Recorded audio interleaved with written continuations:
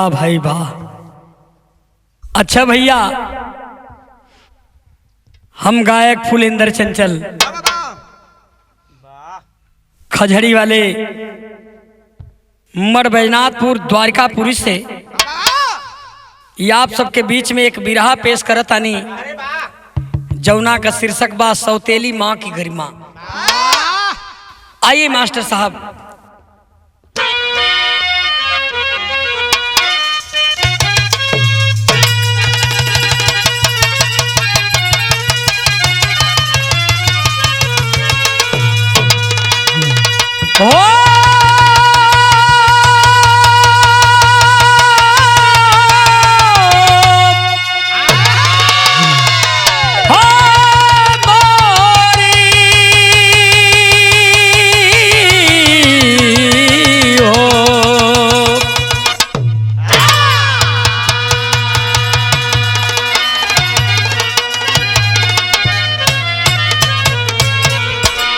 अच्छा भैया, मैं गायक फूलेंद्र चंचल खजड़ी वाले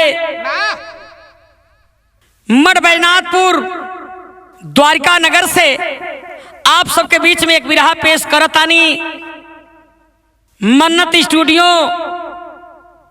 और इरफान भाई के देख रेख में, कोलघाट आजमगढ़। तनी मास्टर साहब बनाए के बाद तनी चालन भूमिका बा।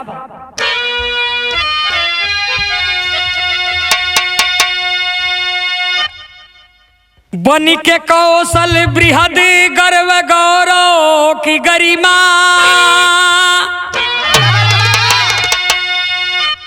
गरजती अदा बन के छाई वतन में, श्रृंखला की कला में थी कलरों की सरगम, खिलखिला कर भ्रमर हंस रहे थे चमन में। आज गाता है इतिहास कण कण का कोना, अरे इस मनौता को है कोई अरे मानो ललकारा। अरे हिंद में चिन्ह बनकर उदय हो गया, धन्य भारत की नगरी, धन्य भारत हमारा।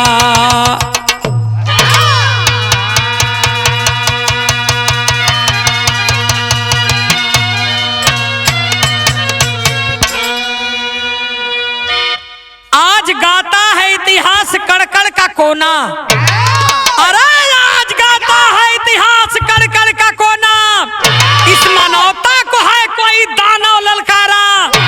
हिंद में चिन्ह बनकर उदय हो गया, धन्य भारत की नगरी, धन्य भारत हमारा।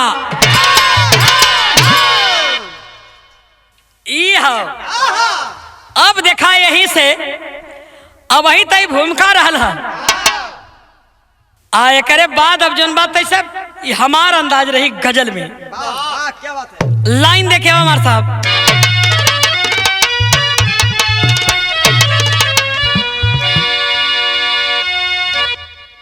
हरे सुमुंजी मिले,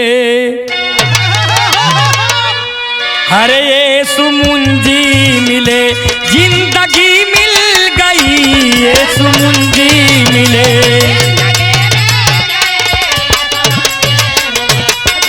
बहुत अच्छे, बहुत अच्छे।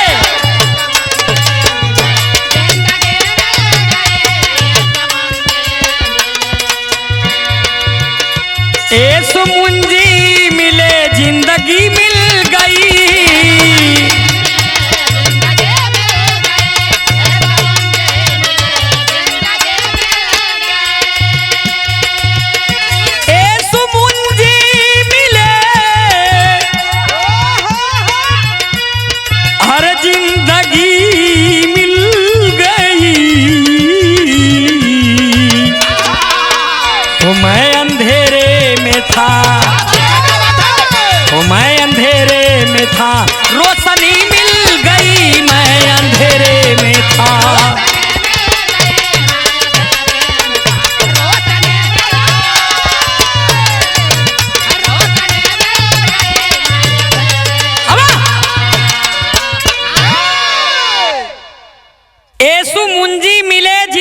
मिल गई, मैं अंधेरे में था रोशनी मिल गई।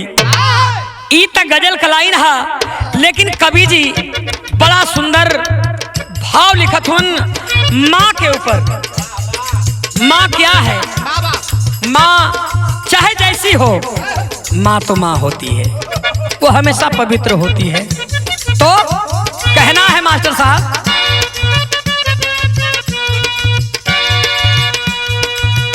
माँ तो माँ होती है, माँ तो माँ होती है, माँ तो माँ होती हो, चाहे जैसी भी हो, माँ तो माँ होती है।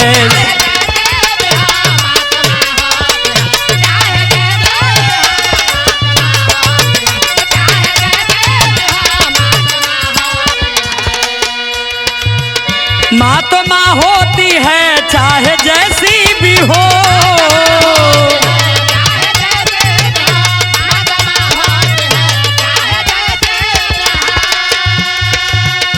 अरे माँ तो माँ होती है, चाहे जैसी भी हो।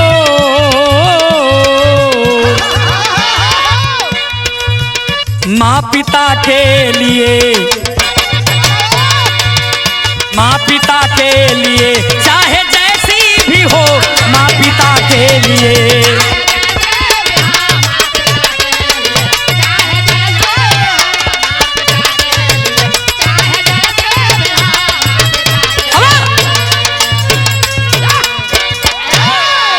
कितना सुंदर लाइन कवि जी लिखत हुन।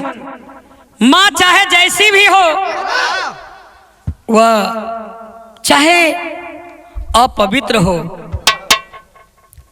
चाहे कितराहू हो, चाहे जैसी हो माँ, लेकिन माँ बेटे के लिए हमेशा पवित्र होती है, और वह माँ तो माँ होती है। तो कहना है, शायर से आइए।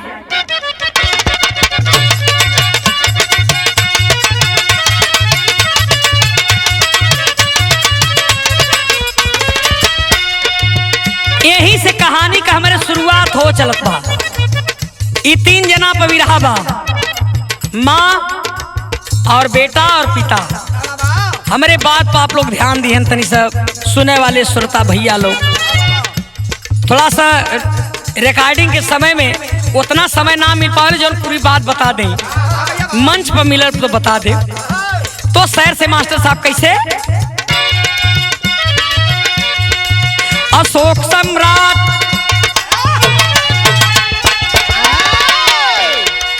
अशोक सम्राट अपनी शादी जब रचाए हैं, बिया कर घर में अपने रानी सुंदर लाए हैं।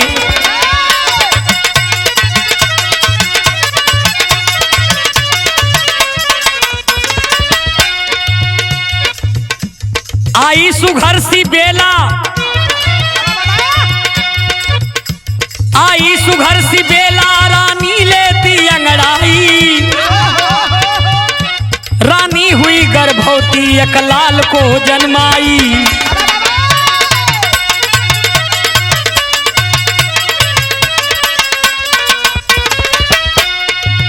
पड़ी बीमार, पड़ी बीमार, रानी राजा को समझाई है, पड़ी बीमार, रानी राजा को समझाई है, शादी दूसरी मत करना, सुरपुर वह सिधारी है।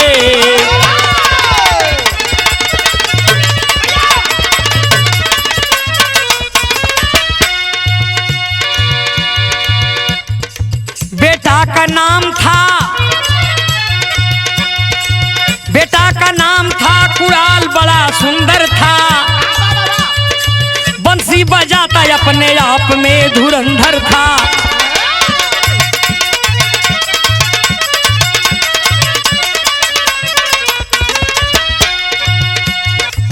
कुछ दिन बाद शादी दूसरी रचाते हैं, कुछ दिन बाद शादी दूसरी रचाते हैं, दुल्हन बना के दूसरी रानी घर में लाते हैं।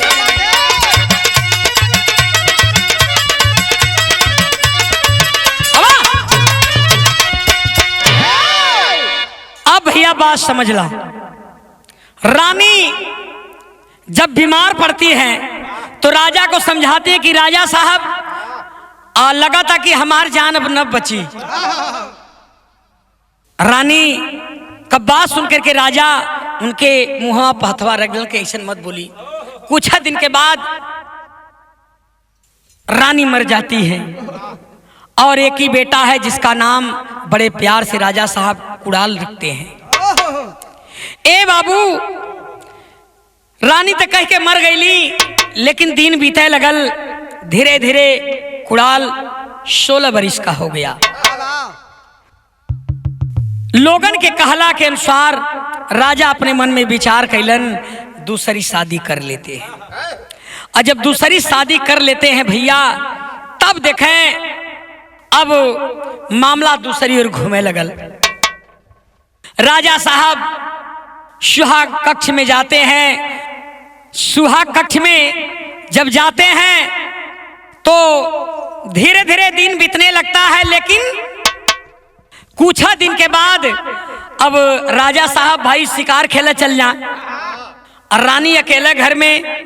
अब लड़का का उम्र और रानी का उम्र धीरे धीरे लगभग में हो लगल।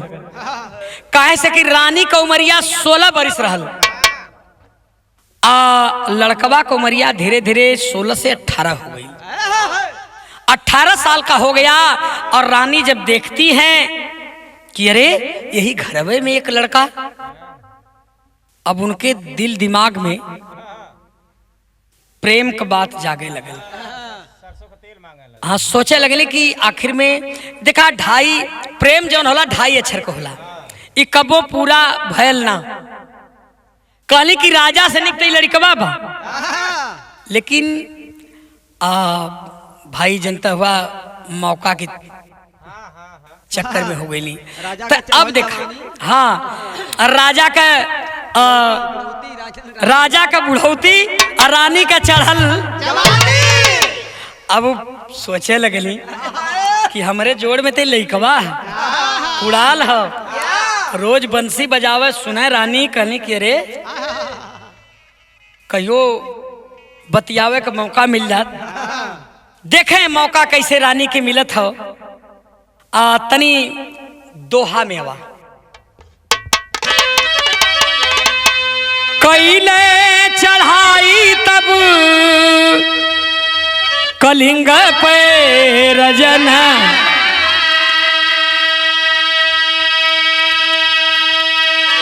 हारी गईले युद्ध उस बार,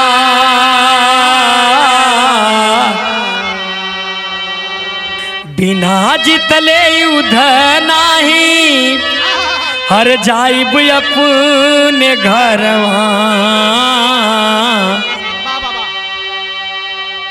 सुनासान लागे घर द्वार, कसम खैले राजा तौनी बा,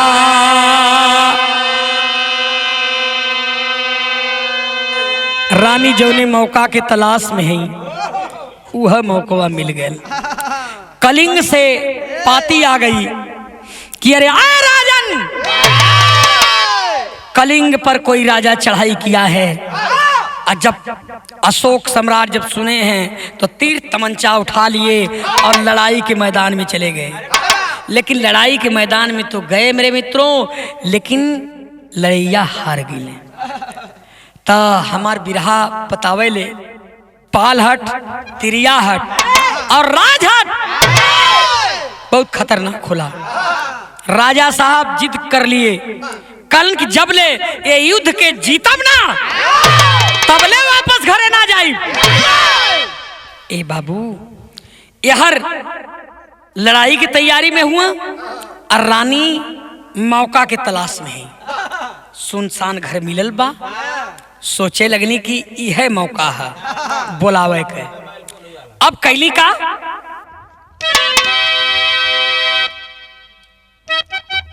सुनसान घर ला गए, तब मंत्री के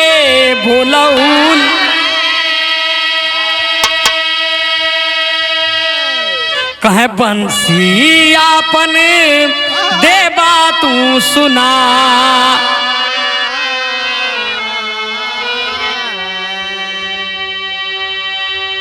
ए बाबू, रानी जब मौका पा जाती हैं कि अब वहीं तो राजा के में टाइम बा, मंत्री के बुलाए कहें कि कुड़ाल को बुलाओ, अब हम उसकी बंसी सुनेंगे अपने सुहाग कक्ष वाले रूम में। सुहाग कक्ष के रूम में, जौने रूम में रानी का विश्राम घर जेके बोल जाला, सुतत रहली, वही में बोलौली। अब बुलाए कहें कि बंसी तुहार सुने के है। मंत्री से कहें कि आप जा सकते हैं, आपकी छुट्टी है। हाँ आप जाइए। ए भैया, आज जब सब चल गए, अकेल बेटा कुड़ाल जब भैल बा, तो रानी कहली कि एगो बात सुना। कौन बात कहली? आ तनी तरज लग गए।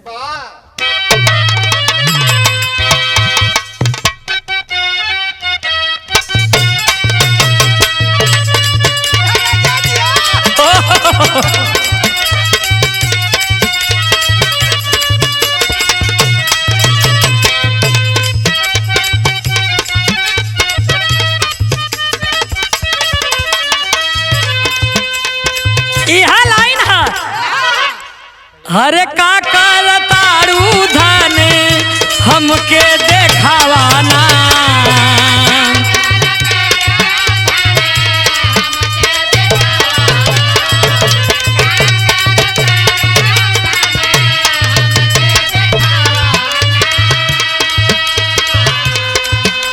मुहवा से पर्दा तनी रनिया हटवन,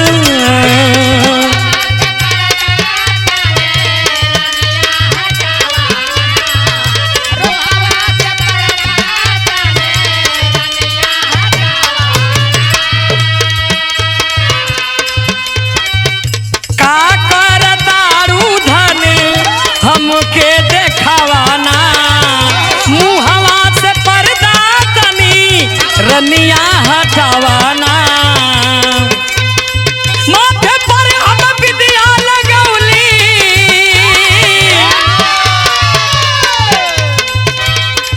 माथे पर हम विद्या लगौली, लिहली केस सवारी, पलम जी सरक जाता, जाता कमर से स्टोन वाली साड़ी।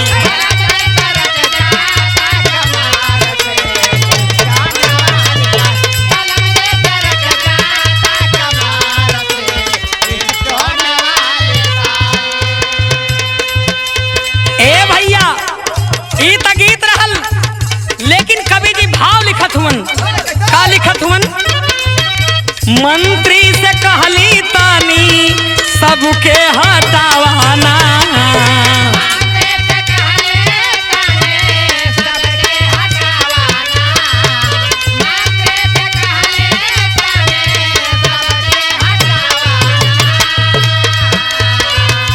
कहलिन कुड़ाल राजा बंसी बजावाना।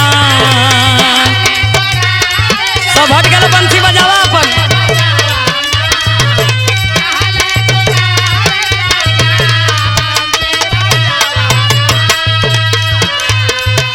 मंत्री से कहली तानी सबके हटावाना, कहली कुड़ाल राजा बंसी बजावाना। जोड़ में हमारे तुहाई बाता, जोड़ में हमारे तुहाई बाता, थैली भर अकबारी, सरक के कुड़ाल सुनिला, सरक के कुड़ाल सुनिला, भैया अब ते भागल है दुआरी। सड़क के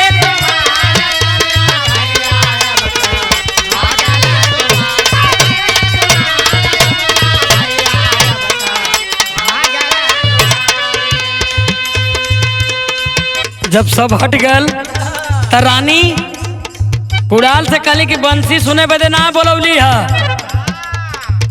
थैली जब भरे अखबार तले कुड़ाल हाँ सड़क के निकल गए, दुआरी पर चल गए। और जब दुआरी पर चल गए, रानी सोचली कि ये तो काम बिगड़ जाए। इहो वार खाली चल गए, सोचे लगली कि तो राजा की बात चल जाई। तो रुके कौन जुआर लगाई। यही पीरियड में राजा साहब का कलिंग से एगो चिट्ठी आ गई। जब चिट्ठी आई तन चिट्ठिया का बात सुना। वो चिट्ठिया में का लिखल बा,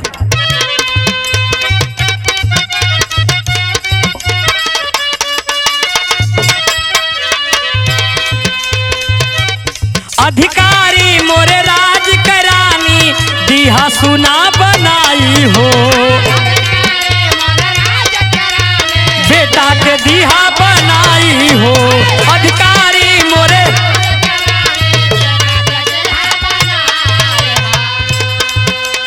अधिकारी के अंधा बनौली चिट्ठी दिहली भारी हो।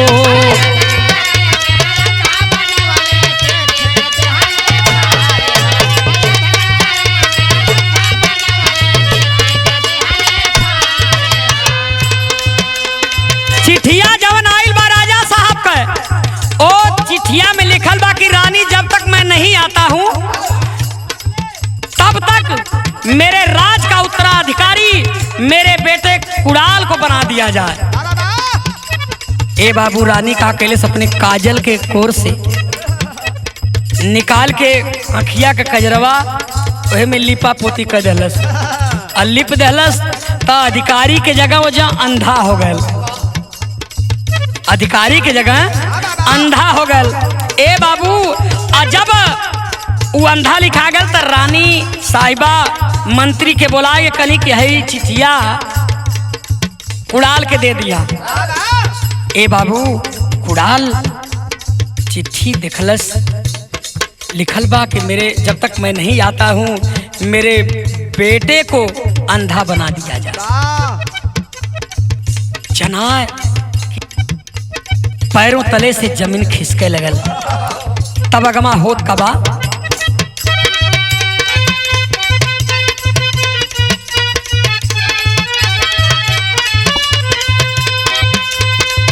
अरे बेटा कुणाल के रानी साहिबा,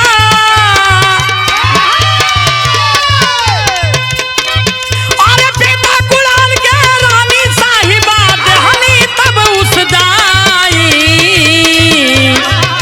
हो रोवे कुणाल काहे बाबू दिहला हमके बिसारी। रोवे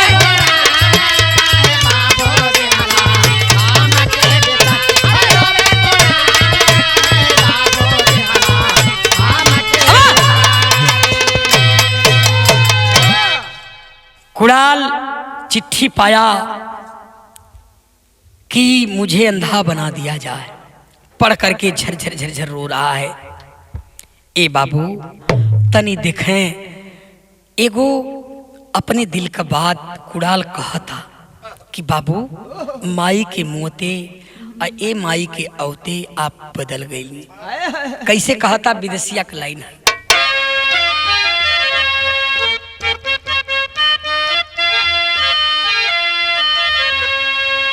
रानी साहिबा मंत्री साथे अब बेटवा कुणाल बाटे। अरे पीछे पीछे चलल दूल्हा हिनियाए बाबूजी। वही बबुरी बनवा में अले गईली लाला नावा के। अरे कहली निकाली ले बा कुणाल के नाया नावा। अब पवन आदेश अब जल्लाद वही घरिया हो। अरे निकलल बायाख बाबू बह लागल खुनावा। ए बाबू, रानी मंत्री को लेती हैं, अपने बेटे कुड़ाल को लेती हैं और जल्लादों को लेकर के चलती हैं। वहीं से पाटलिपुत्र से चलती हैं, आती ही चकिया चंदौली बबुरी वन का नाम आप लोग सुने होंगे। उसी बबुरी वन में जब आती हैं तो जल्लादों को आदेश करती हैं कि इनके आंख को निकाल लिया जाए। कौनो चारा ना बा। पीछे पीछे कुड़ाल का औरत भी बा, ओहो देखतिया। हे पंचो, के दुहाई दे, बाबूजी हुवन नायज। आखिर में जल्लाद आंख निकाल ली। अखिया तो निकाल लेलन भैया। ई देखा ऐसन सौतेली माई होली। आज प्यार के चक्कर में उस सौतेली माई अपने बेटा का आंख निकलवा लेलस। लेकिन वो धर्म पत्नी देखा कितना सुंदर बा। जब सभी लोग चले जाते हैं तो अपने स्वामी को ले करके कुड़ाल की धर्म पत्नी अब साथ में घर छोड़ देती है। घर छोड़ करके अब आगे की ओर बढ़ती है। कहाँ जाती है? सोरठी का लाइन।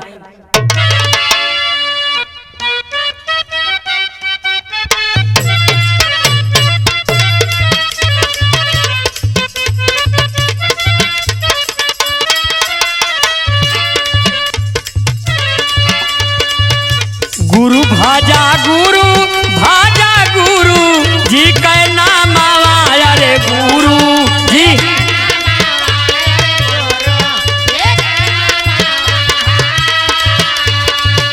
गुरु जी लगई है बेहवा पारन ये जी किया हो।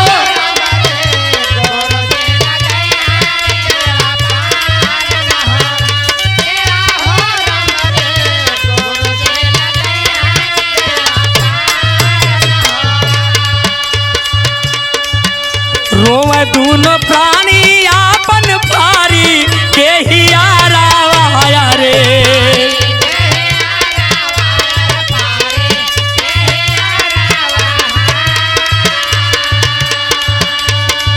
सुनल है प्रभु दोनों का आवाज ये जी।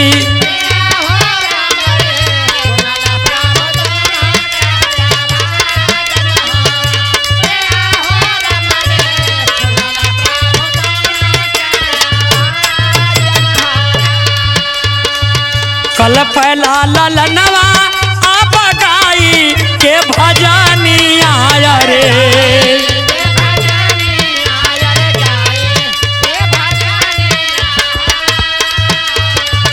स्वार्थक बाटे साना सारन ये जी किया हो।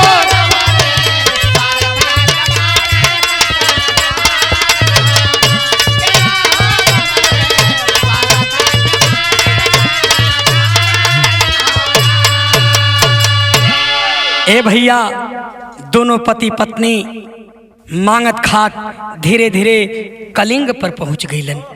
जब वहां पहुंचल हो मेरे मित्रों, तब देखें एक दिन का बाद बा, भोरहरी का समय बा।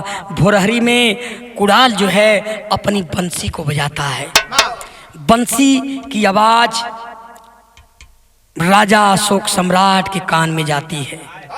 सुनते हैं, कहते कि अरे ये आवाज बड़ी सुंदर बा, अब बड़ी मनमोहक बा, आई जानल पहचानल लगत बा। अपने मंत्री से कहते हैं कि जाओ देखो कौन साधु महात्मा है जो इस बंसी को बजा रहा है मेरे बेटी जैसा।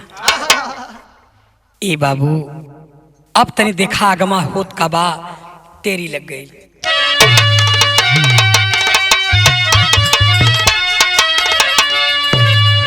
अरे भारत में अनुपम मोती मिल गई। अरे भारत में अनुपम मोती खिल गई। बने सम्राट हिंद का नई जलाए ज्योति। बने सम्राट हिंद का नई जलाए ज्योति। भारत में अनुपम मोती खिल गई। एकर मतलब ही हो कि जौने समय आई दोनों पति पत्नी पहुंचल हुआ, वही समय राजा साहब विजयी होते हैं। वहां जब युद्ध को जीत जाते हैं उसी दिन भोरहरिया में राजा साहब तैयारी करते हो घरे के, और तबले भोरहरिया में बंसी का आवाज सुनाई पड़ गई। मंदिर से बुला करके कहते हैं कि उस जोगी महात्मा को बुला लाओ और जरा बंसी सुन ले, इसके बाद तो फिर चला जाएगा। अरे पाके विजय तब अशोक सम्राट जी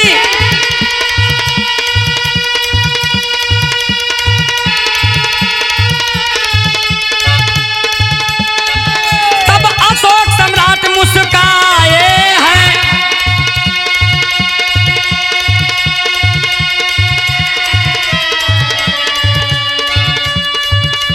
मधुर आवाज सुन जोगी बाबा की,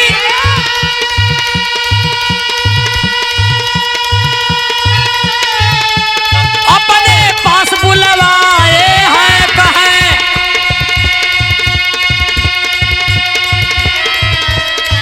अरे भजन सुनावा जोगी बाबा, अरे भजन सुनावा जोगी बाबा, राजा तब फरमाए हैं। कहे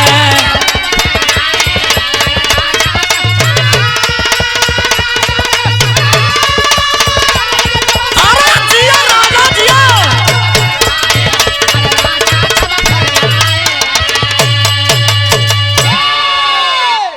जोगी बाबा आ गिलन अपने पत्नी के साथ में, दुल्हन घूंघट में बा, और जोगी बाबा का दोनों आँख ये नहीं खे। राजा साहब कहलन कि बाबा भजन सुनाइए।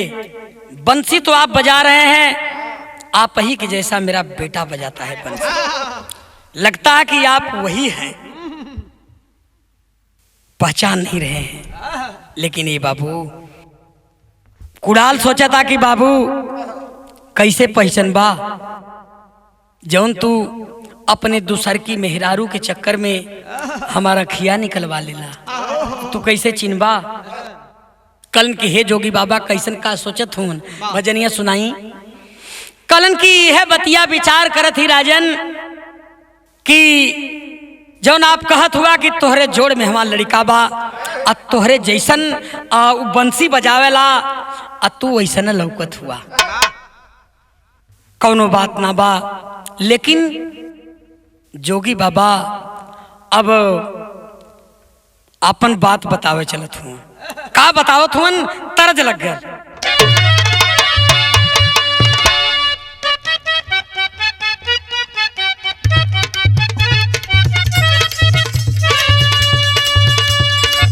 यह गीत का लाइन हो, अरे अरे नन्ना दो, अरे अरे नन्ना दो, बतावा दिल के बाना।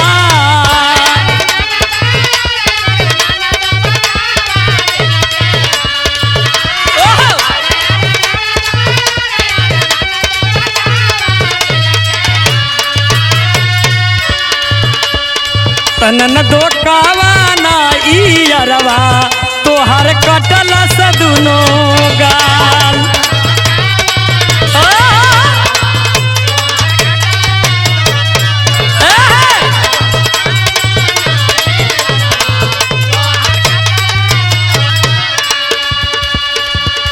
आप देखा राजा साहब में और जोगी बाबा में बात होवे लगल। अब वही गीत भजन ना होथियो, बात होथे। कौन बात होथियो? सुना हो रजनवा, सुना हो रजनवा, सुना हो रजनवा, सुना हो रजनवा, माना हमरो बात।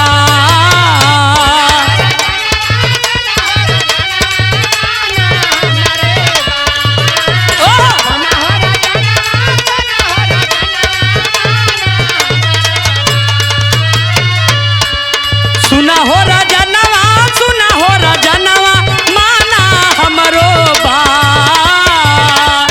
राजा हो के काहे कैला अपने बेटवा साथे घात।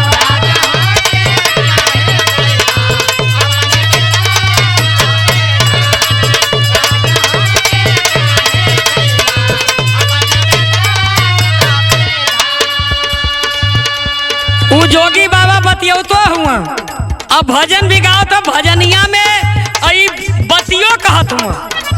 कहतो कि रे राजन, आप राजा हैं, एक राजा को ऐसा नहीं करना चाहिए, लेकिन आप राजा हो करके अपने बेटे के साथ घात किए हैं। तब वही अशोक सम्राट इनकर बतिया सुनत उनत ना हुआ, भजन के फेरों के भजन गावत हुआ। और जोगी बाबा तो असली बात कहत हुआ। अगली लाइन में का कहत हुआ, तई त स्वार्थ कै पूरा,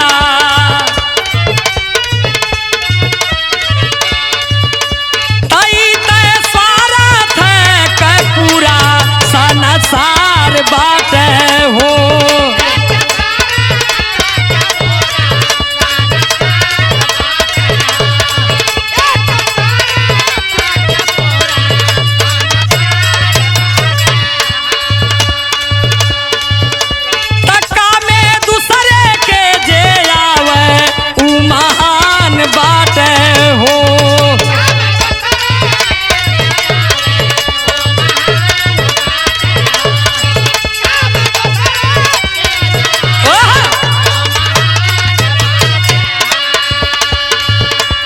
सुना सुना बाबा, सुना सुना बाबा,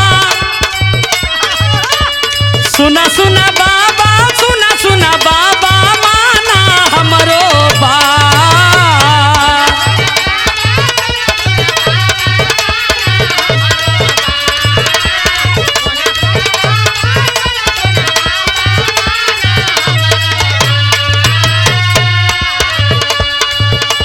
तो जोगी बाबा जी सुनावे अपन राजा जी से हाल।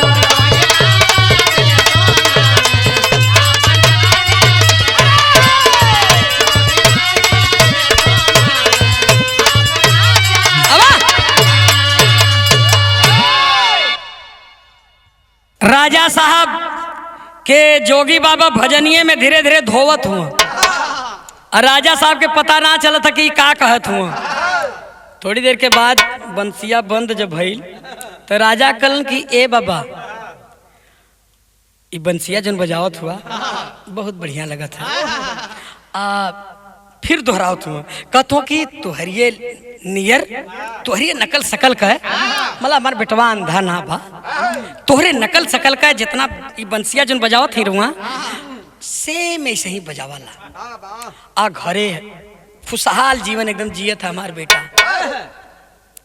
जोगी बाबा बोल नहीं रहे न बता रहे हैं, वह कुड़ाल जरा भी बोल नहीं रहा है, साधु के रूप में है। अब देखें यहाँ ठीक गीत लग गई, कैसे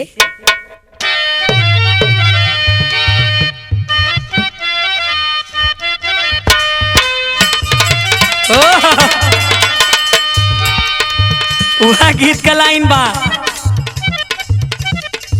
बदनाम हो का जरवो,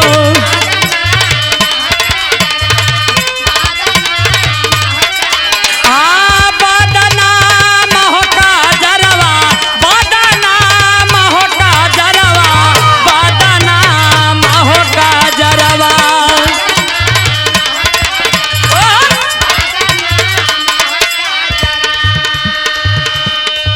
एमन अंतरा का लाइन हो, हरे गड़िया का टूटल जैसे झंखा गड़ीवा नवा, बसुला के टूटले लोहार। हाय हाय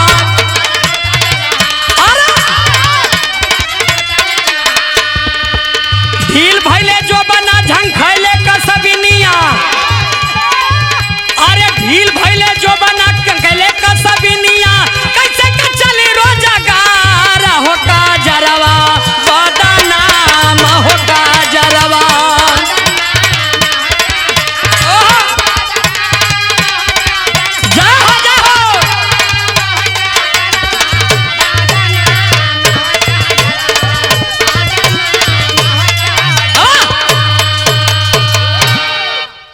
भैया ई त गीत रहल, लेकिन आपो लोग मिजाज एकदम खुश कर देत हुआ हमार।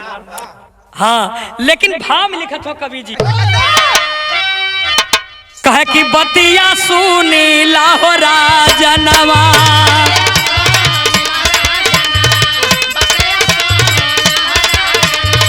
बतिया सुनी लाहो राजनवा, बतिया सुनी लाहो राजनवा, बतिया सुनी लाहो राजनवा।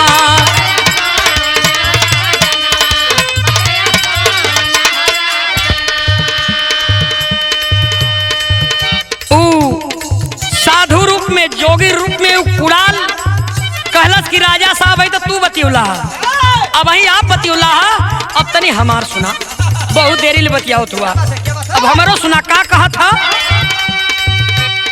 अपने ही हथवा से राजा लिखी चिट्ठिया, अपने ही हथवा से राजा लिखी चिट्ठिया, धवन से दिहला पठवा, हाय हाय धवन से दिहला पठवा। बेटवा के हमरे रानी अंधा बनई हा, बेटवा के हमरे रानी अंधा बनई हा, यह बात हमरो अरमान हो राजनवा, बतिया सुनी लाहो राजनवा।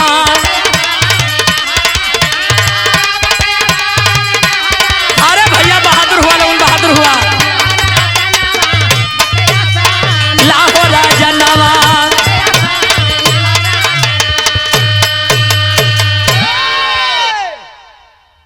राजा साहब टुकुर टुकुर ताके लगल और टुकुर टुकुर ना ताकत हुआ, कहला कि जोगी साधु हुआ, औकात में बात करा।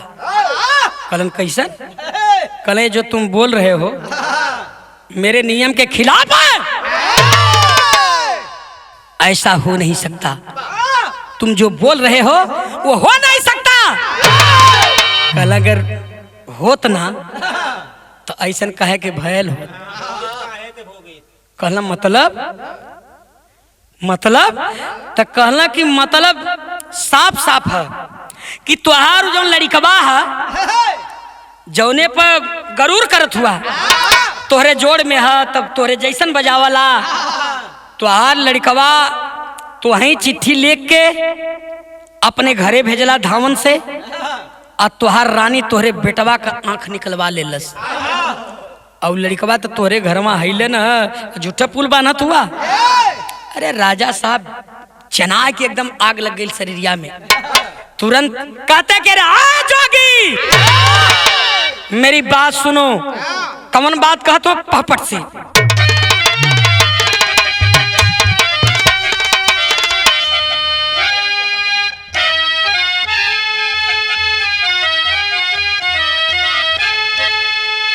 कहे बोले अशोक सम्राट, अरे सुनी बचनवा मनवा व्याकुल बा। अरे बोले अशोक सम्राट, अरे सुनी बचनवा मनवा व्याकुल बा। अब पता लगाई भेज के घरे धवनवा मनवा व्याकुल बा।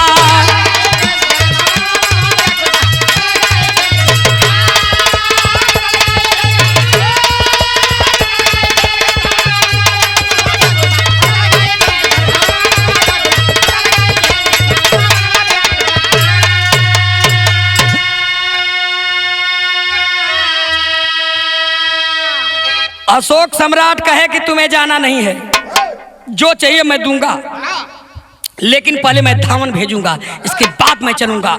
धामन भेजते हैं और पता लगवाते हैं। पता लगल रानी को केवल कहना ही तो था कि कोनो दिक्कत ना, ससुराल गए हूँ, यह कह दिल, धावन आके बता दिलस। फिर आगमा का भइल,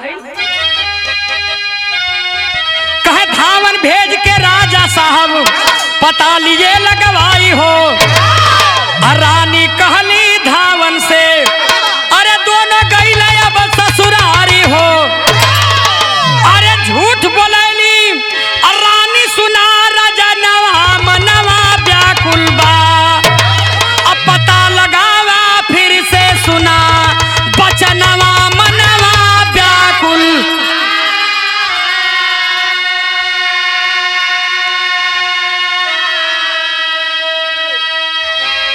रानी कह दी, धामन कह दिया लेकिन साधु बाबा जोगी बाबा यह कहत हुआ कि ना ना ना यह झूठ है। आपकी रानी जो कही है वह झूठ कही है, वह झूठ बोल रही है। राजा कहला कि झूठ है, तू हमारे संगे चला, ऐसे न फरियाई, हम चल ही के बाद तो संग में लिया के अब जोगी बाबा के चल दिले हुआ। जब चलल हुआ पंचो तो तनी अब आगे का सीन देखा आवा आल्हा से।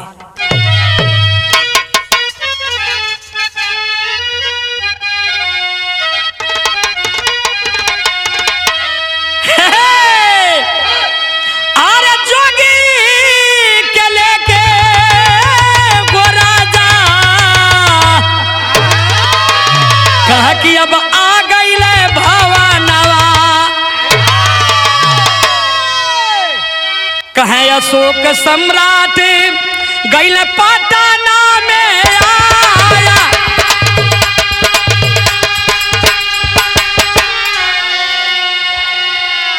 अरे कहे राजा दरबार में तब रानी के बोलावाला, भैया राजा दरबार में तब रानी के बोलावाला।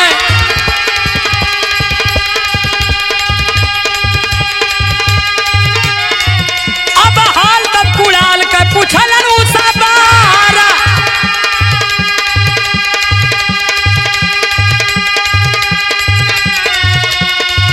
अरे बोली रानी कलिंग से जब पतिया पठावाला,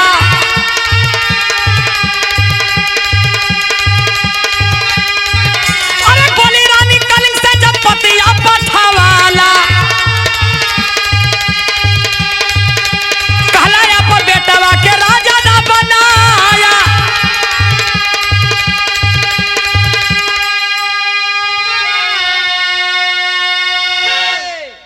ए बाबू राज दरबार सज गया है, राजा साहब बैठ गए हैं अपने राज सिंहासन पर और रानी को बुला करके रानी साहबा से कहते हैं कि रानी मेरा बेटा कुड़ाल कहाँ है। रानी दर्द भरे हुए शब्द में कहती है कि राजा साहब जब आपने कलिंग से चिट्ठी भेजी तो उस समय उसमें लिखा था कि जब तक मैं नहीं आता हूं तब तक मेरे राज का उत्तराधिकारी मेरे बेटे को बना दिया जाए। मैंने आपके बेटे कुड़ाल के पास लेकर के गया तो आपका बेटा मेरी बात माना नहीं, इस घर को छोड़ करके, इस राज दरबार को छोड़ करके अपनी दुल्हन को लेकर के ससुराल चला गया। साधु बाबा मन तक कहे क्यों कहला कि अब वही झूठ बोलत है। अब राजा एकदम लाल हो गई लाल हो गई। अब बात बिगड़े लगल, अब वही लाइन बदल गई फिर से आला राजा के समझ में तनी कोई आवे ना बतिया,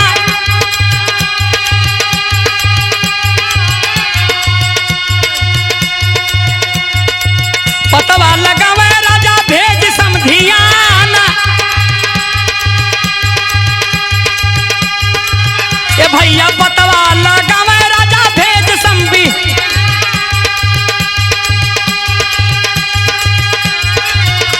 अरे इतना में अली रानी जोगी के समहनवा,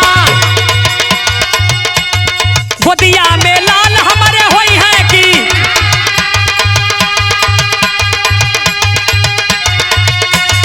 गोदिया में लाल हमारे होई है कि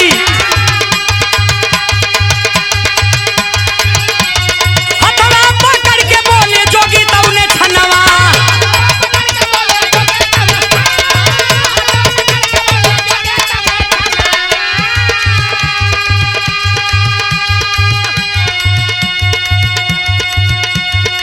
केहू कर दी हलू रानी बगिया उजा,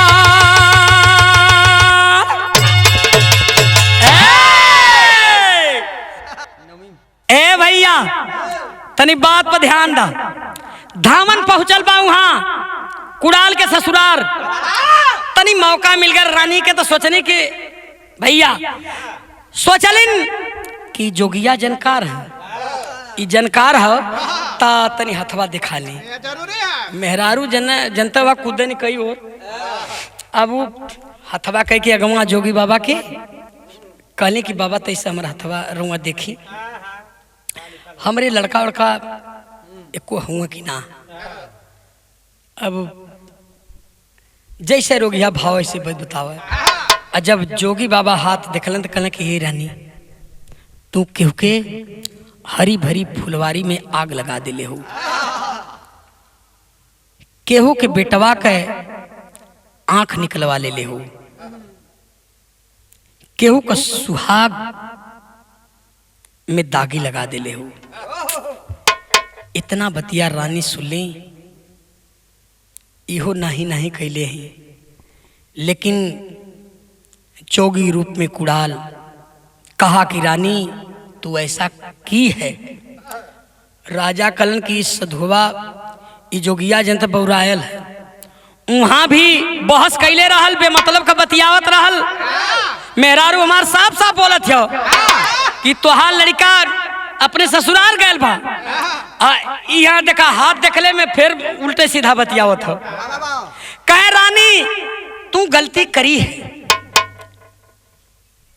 कहला कि मतलब कहला कि ये रानी आपके बेटे के आंख को निकलवा ली है और आपका बेटा न ससुराल है न यहाँ है। राजा साहब गुस्सिया गए। और जब गुस्सिया गए बाबा अरे गुस्सा में राजा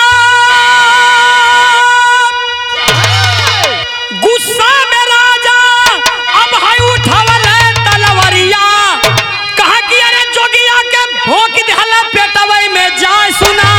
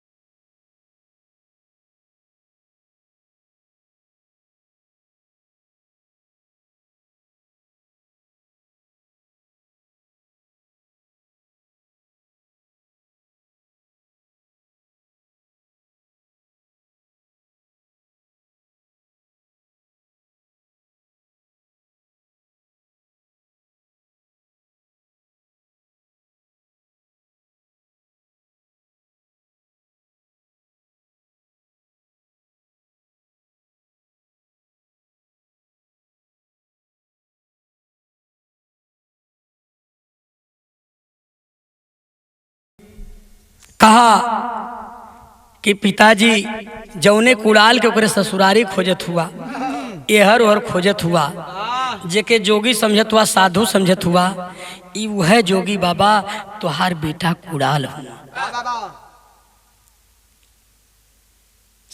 राजा साहब एकदम भीजल जैसे गाय हो जाले वैसे ही हो गए बाबू। अब इनके समझे बनाओ था, अब हम क्या करें, बेटा छटपटा रहा है, लेकिन मेरे मित्रों जा करके गोदी में उठाते हैं तो होता क्या है। कहला कि हम ही कुड़ाल, अरे हम ही कुड़ाल तोहरे गोदी कर तनवा, कह कि अंधा साथे अंधी बनली कंचना जननवा।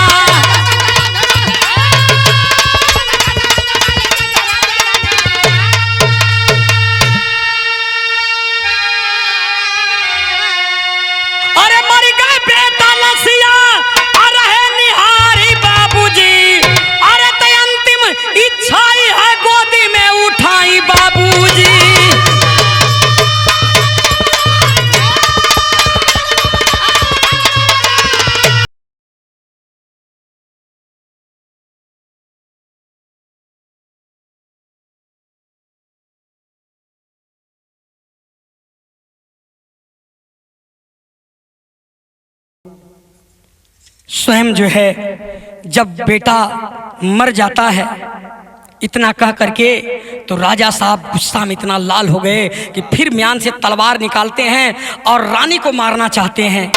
जब रानी को मारना चाहते हैं तब उस समय एक चमत्कार हुआ। वह परमपिता परमेश्वर जो सर्वशक्तिमान परमेश्वर है, दुनिया का मालिक है, वह स्वयं तुरंत जो है बुद्ध भगवान का रूप धारण करके वहां हाजिर हो जाता है।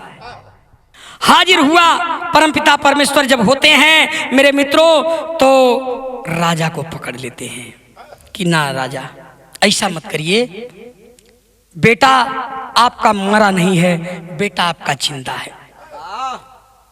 बेटा को वह परमपिता परमेश्वर बुद्ध जी के रूप में जीवित करते हैं।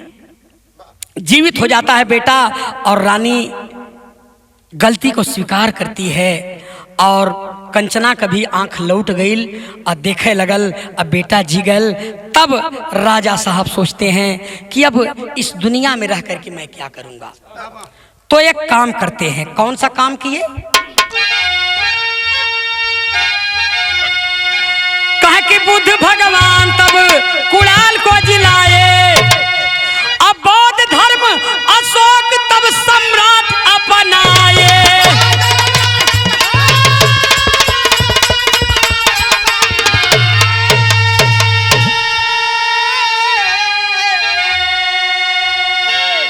अशोक सम्राट का बेटा जीवित हो जाता है, पतो सही हो गई। तब अशोक सम्राट वहीं से बौद्ध धर्म अपनाते हैं। अब बौद्ध धर्म अपना करके घर द्वार छोड़ देते हैं, बेटे के ऊपर छोड़ देते हैं। अब वो पपिनिया का बताई ओकर बतिये छोड़ दा। ए भैया, यहीं से आज भी देखत होगा मुद्रा जो आता है, सिक्का आता है, तो अशोक सम्राट का चिन्ह उस पर रहता है। तो इसीलिए यहीं से कहानी खत्म होती। कहना है अशोक चिन्ह लिया मुद्रा पर आई निहारी बाबूजी, तो अंतिम इच्छा है गोदी में उठाई बाबूजी।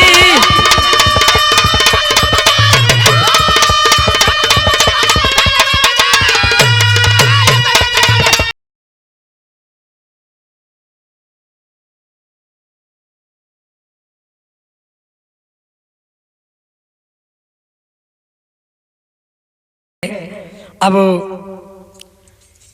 खानदान की परिचय है। गुरु बिहारी गुरमन जी, धन्य प्रभु की माया, श्री द्वारिका राजनाथ कवि, राजा बाबू पर छाया। अरे भारत में अनुपम मोती खिल गई, अरे भारत में अनुपम मोती खिल गई। गायक फूलेंदर से चली न तोरो से की, भारत में अनुपम मोती खिल गई।